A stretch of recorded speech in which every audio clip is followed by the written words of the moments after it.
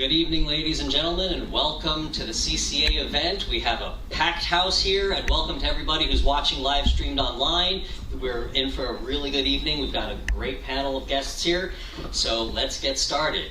So first of all, you may notice we have a couple of people missing, so I just want to a shout out to a couple of people that we wish could be with us tonight. So Dr. Nicole Quackenbush, who is the medical director for the New York State Medical Marijuana Program, representing the Department of Health, could not make it here tonight for personal reasons. She certainly sends her good wishes for a great event and is very supportive of this, and we really wish she could be here with us tonight. Unfortunately, she couldn't make it.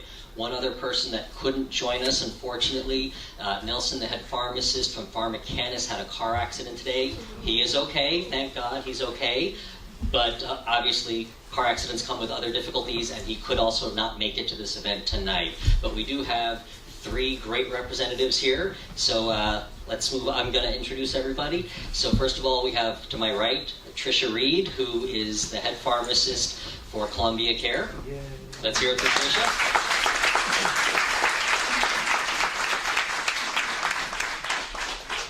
Okay, and then now to the left, we have Dr. Stephen Dahmer. Dr. Dahmer is the Chief Medical Officer for Vireo Health of New York.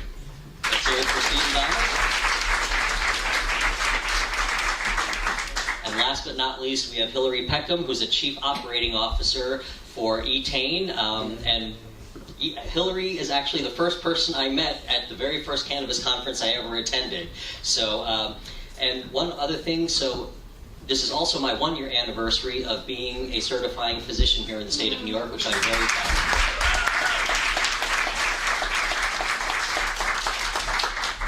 And before we start with questions, there is one other group that we notice is not here today. So Deborah had referenced how the program here in New York is struggling. And unfortunately, one of the ROs is struggling where they are not able to make it here tonight. But I do have, and that would be Bloomfield. Yeah. Now, I do have a written statement here that I'm going to read on behalf of MedMen, which is coming into New York to work with Bloomfield about getting the program back and running into good operation condition again. So, on behalf of MedMen, we want to thank the Cannabis Cultural Association for this opportunity to address the medical marijuana community in New York. We regret not being able to attend in person, but we look forward to working with the community to better serve the medical marijuana patients of New York. First, allow us to introduce ourselves. MedMen is an industry-leading cannabis firm based in Los Angeles. We've been operating in California's medical marijuana program for 7 years. And over the years, we have expanded our reach to Canada, Nevada, and more recently, New York. We take great pride in being at the forefront of this emerging industry, bringing our best in-class expertise to all aspects of marijuana cultivation, extraction, and distribution, and practices that are always strictly compliant with local rules and regulations. We look forward to applying our resources and top expertise to help Bloomfield be an exemplary member of New York's medical marijuana program. Before committing to New York, we took a long and hard look at Bloomfield's operations and held numerous consultations with the state's Department of Health. Ultimately, we decided to deploy a tremendous amount of capital and other resources into Bloomfield because we believe wholeheartedly in the future of New York's medical marijuana program. Thank you for your attention, and we look forward to working closely with all of you. So on behalf of MedMen and Bloomfield, we wish you could be here tonight, but we understand some of the difficulties with the transition, and we keep our fingers crossed and say prayers for these guys for a successful transition to help this program in New York be a better program. So that being said, I was just talking about the first person I ever met in this industry was Hillary and Amy Peckham, who is the Chief Executive Officer, who's in the back. So I was sitting, this was at the Jacob Javits conference 2 years ago, or 2.5 years ago. We knew that this program was going to become legal. It had passed, but we didn't know who the registered organizations were going to be. And by the way, for those of you who don't know what a registered organization is, these are the companies that have earned the licenses to cultivate, extract, and dispense medical marijuana here in New York. So when we use the term RO, or registered organization, that's what we mean. Now, I was sitting there with my wife at a packed lunch. We had one open seat to the left and one open seat to the right, actually two to the right, and we saw a group of 3 people wandering around obviously looking for a place to eat. So we moved over and said, come on and join us. And we completely hit it off, and we said, well, we're going to say our prayers for you and keep our fingers crossed for you to win a license. And long and behold, they did. So congratulations to you and all three of you guys. So my first question, Hillary, so if we look back to the day that you actually got that notice and you won your license, I can only imagine how overjoyed you were. Take that time and think back to what did you anticipate this program would look like 1 year later. Compare that to where we actually are today and share some thoughts on what you were hoping this program would look like a year later versus where we are today. Great, thank you. I guess when we originally started, we had no idea what we were getting ourselves involved with, but it's been a wonderful experience, especially for me working with my family. We're the only women-owned and only family-owned group here, so it's been wonderful. I would have liked to have seen the New York State Department of Health have opened up patient registration prior to requiring us to open up our doors, because one of the biggest challenges I think that we faced was, we were forced to open basically simultaneous with the first patient registering. And you register and then you have to find a day off from work that you can go to the dispensary, and so you're talking weeks before many of us even saw our first patient, or maybe you saw one the first week. We saw 25 patients in January, and it's millions of dollars to start up this company, and to basically just open to lose money was definitely a hardship for us. So that was something I wasn't necessarily anticipating, but we were ready for it. I think that ongoing problems with patients having difficulty getting registered, there not being a public list of physicians available for patients has been an ongoing problem that I'd like to see corrected, and I know Dr. MedPot has been a huge help already. It's a website to help patients get registered. And I think those are the kind of problems that personally, I struggle with, because we get the calls in our offices and we hear patients who are like, I can't find a doctor, what can I do? And I can't, as a registered organization, actually connect that specific individual who is suffering and clearly suffering on the phone to somebody that could help them. And that, I think, is sort of the most heartbreaking part of this program, is you see so many people that you can help and you want to do something for them, and regulation kind of prohibits you from doing that. So I've been really encouraged with the Department of Health opening up and possibly expanding to chronic pain, adding nurse practitioners and physician's assistants, and the movement that they're making to try and expand this program, I think, is really helpful. Thank you very much, Hillary. Dr. Dahmer, can you share some thoughts on what you were thinking the program would look like a year later versus where we are today? Yeah, I think just to talk a little bit about myself, I'm a family doctor that about a year and 4 months ago made a decision that I would enter into the cannabis industry. And at that time didn't know a lot about medical cannabis or marijuana in general. So I got to admit I was a little naive as to where we would find ourselves a year later. I do have a background in integrative medicine, where we look at what's considered alternative or fringe or complementary medicine. And I knew that this would be a medical model, and there would be a lot of resistance from the medical community on anything that sits on the edge. And I knew that that would probably be our biggest obstacle. And a year later, I think we're still finding that it is. Yes, we certainly are. But it's just been an absolute pleasure. I gave up a clinical practice where I would take care of patients, and that was my passion in life. I utterly enjoyed, and I thought I would miss that.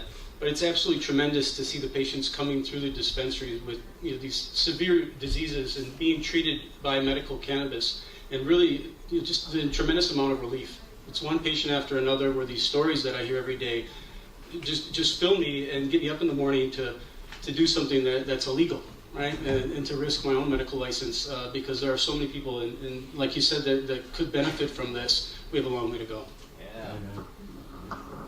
And Tricia, if you could share some same thoughts on, what you thought we were going to be doing this time a year later versus where we were a year ago. I agree with what Dr. Dahmer said, in the aspect that I've had an extremely overwhelming experience in terms of helping patients. Transitioning from a retail pharmacy world into a dispensary was a big change for me. I'm able to be more clinical in terms of the way I practice, and it's been really wonderful to see. I think it's going well, but obviously I think that the changes that the Department of Health are making to improve the program by adding more practitioners and adding more qualifying conditions definitely will help things. Okay, thank you very much, Tricia. So, really, you guys have all referenced some of the changes that are coming up in our New York State program. So, I think the one that probably most people I think are excited about is the addition of chronic pain as a qualifying condition. Now, it's not guaranteed yet that this is going to happen, although most of us are really keeping our fingers crossed and praying for this. So please, Tricia, I'm going to hand the mic back to you, but share with us what that means to this program in the state, having this as an added condition. I do think it will open up access to a lot more patients, and a lot more patients will have the ability, you don't have to have a specific ailment that causes your pain, and so it will just open up a lot of access. So I think that it'll be very beneficial for the program. We can't predict exactly, what it's going to do for us, but hopefully positive. Yes, I hope so too. I mean, I can certainly share that it's very distressing when I'm seeing a patient, and several minutes into this visit, it becomes very apparent to me that the patient is suffering, the patient is sick, but the patient also does not have one of the qualifying conditions, and they're not going to walk out of my office with a certification.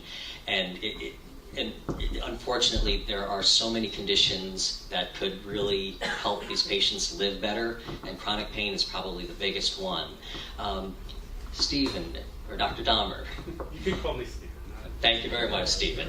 So, Stephen, another change that's coming is the addition of the ability for the dispensaries to do deliveries. Yeah. And our understanding is that Vireo is the first of the dispensaries or the ROs that is going to be able to do deliveries. If you could share with us some of the issues that it took to get from point A to point B to do deliveries here in New York, and what is that going to look like, the actual getting products delivered to patients, and what are some of the challenges for Vireo and you to implement that, and what does that mean for the whole program?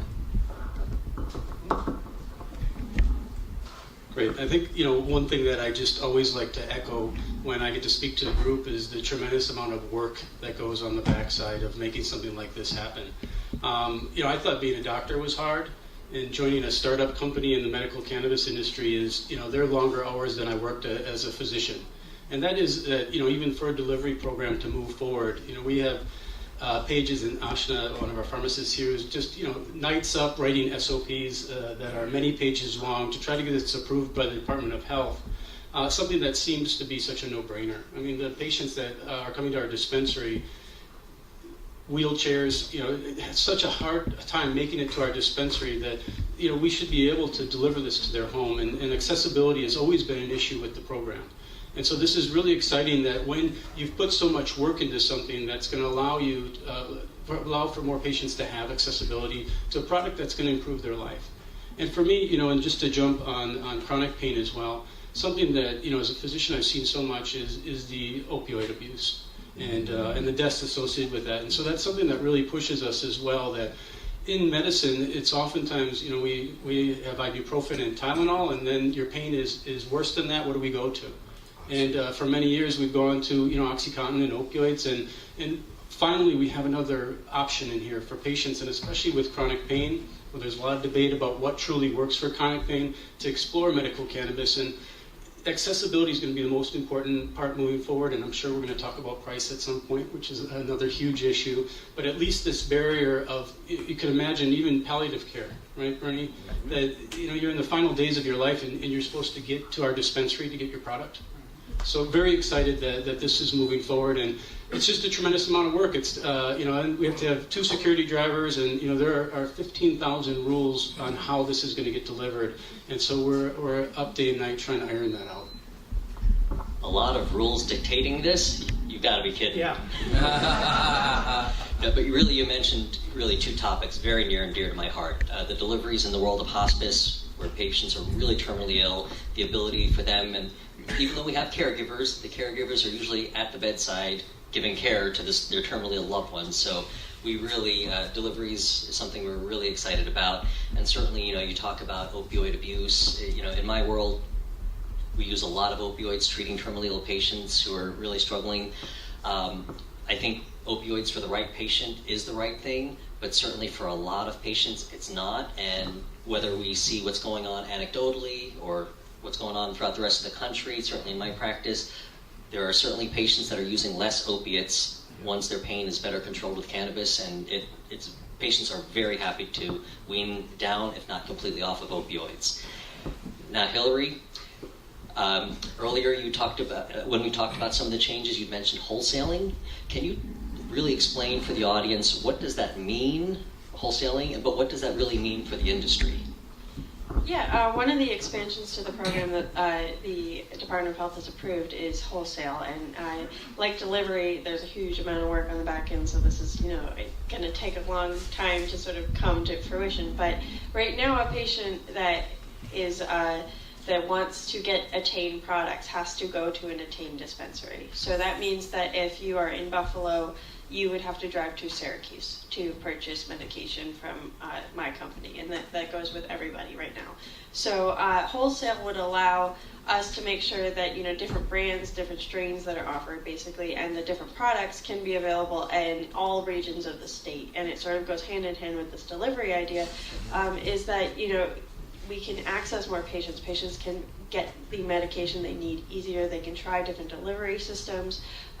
People can specialize as an operator. Some people, they don't want to make our peppermint spray. Right now, they would have to go formulate their own, invest in spray technology to be able to offer that to their patients. So this is a way for us to sort of specialize, focus on what we're good at instead of trying to encompass everything in our operation. And it also means that patients have more access to different medications. I think what I'm really hearing here is that each of these ROs are actually going to be able to work together to get a bigger range of products out to patients. So it's really, in essence, teamwork as opposed to competition, which really sounds like a wonderful thing. That's what CCA is really all about. And really getting this industry propelled forward with good teamwork and really inclusivity. So that's a great thing. Cooperation is what we call it. Cooperation. I love that word. Thank you. Yes, let's hear it for cooperation.